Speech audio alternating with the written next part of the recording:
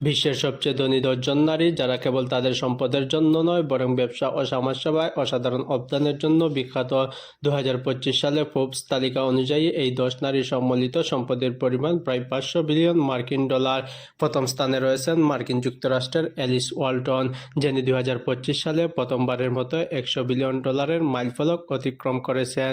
ওয়ালমার্টের প্রতিষ্ঠাতা স্যাম ওয়ালটনের একমাত্র কন্যা হচ্ছেন অ্যালিস ওয়ালটন। এই বছর ওয়ালমার্টের শেয়ার ৪০% বৃদ্ধির ফলে তার সম্পদে যোগ হয়েছে ২৮.৬০ বিলিয়ন ডলার।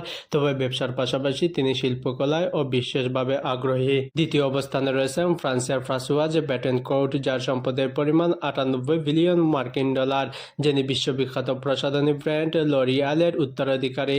২০২১ থেকে ২০২৪ সাল পর্যন্ত তিনি বিশ্বের সবচেয়ে ধনী নারী ছিলেন। তার পরিবার লরিয়ালের প্রায় ৩৫% শেয়ারের মালিক তিনি। ২০২৫ সালের ফেব্রুয়ারিতে ২৮ বছর পর তিনি কোম্পানির বোর্ড থেকে অবসর নিয়েছেন এবং তার ছেলে জিন ভিক্টর তার স্থান নিতে যাচ্ছেন। তার সম্পদ কিছুটা কমেছে চীনে বিক্রয় কমে যাওয়ার কারণে। জুলিয়া কোচ, যিনি ২০১৯ সালে তার স্বামী ডেভিড কোচের মৃত্যুর পর কোচ ইন্ডাস্ট্রিজের ৪২% শেয়ারের মালিক হন। আমেরিকার দ্বিতীয় বৃহত্তম বেসরকারি কোম্পানি কোচ ইন্ডাস্ট্রিজ তেল শোধন, রাসায়নিক উৎপাদন থেকে শুরু করে কাগজ পণ্য পর্যন্ত নানা ক্ষেত্রে কাজ করে। কোম্পানিটির বার্ষিক আয় প্রায় ১২৫ বিলিয়ন মার্কিন ডলারের কাছাকাছি। অ্যামাজনের প্রতিষ্ঠাতা জেফ বেজোসের প্রথম স্ত্রী ম্যাকেঞ্জি স্কট, যার সম্পদের পরিমাণ ৩৮ বিলিয়ন মার্কিন ডলার। ২০১৯ সালে জেফ বেজোসের সাথে বিবাহ বিচ্ছেদের পর তিনি অ্যামাজনের ৪% শেয়ারের মালিক হন।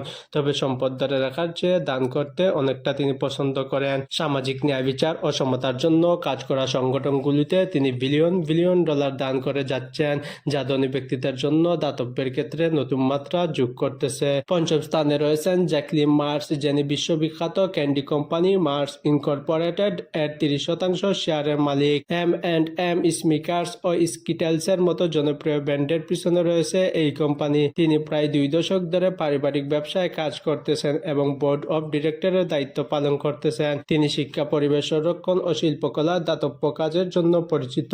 অ্যাবিগেল জনসন, যার কাছে রয়েছে ৩৭ বিলিয়ন মার্কিন ডলার, যিনি ফিডেলিটি ইনভেস্টমেন্ট এর সিইও ও চেয়ারম্যান।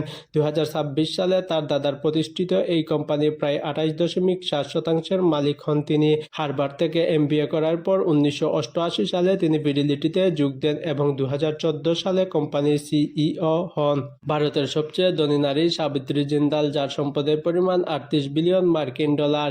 তিনি হচ্ছেন জিন্দাল গ্রুপের প্রধান, যা ইস্পাত, বিদ্যুৎ, সিমেন্ট ও অবকাঠামো ক্ষেত্রে কাজ করে।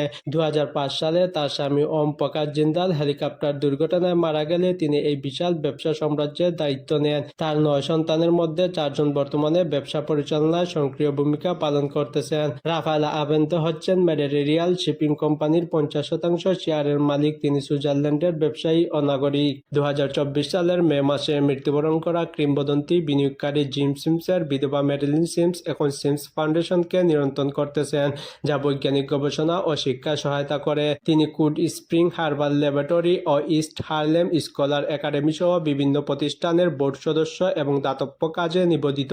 সর্বশেষ স্থানে রয়েছেন মিরিয়াম অ্যান্ডেলসন, যিনি লাস ভেগাস ও সান্ডসের অর্ধেকেরও বেশি মালিক। ভিনিসিয়ান মাকাও ও সিঙ্গাপুরের মেরিনা বে সান্ডসের মতো বিখ্যাত ক্যাসিনো কোম্পানির মালিক তিনি। পেশায় একজন চিকিৎসক হিসাবে তিনি মাদকাসক্তির বিরুদ্ধে লড়াইয়ের সময় অনেক অর্থ ব্যয় করেন।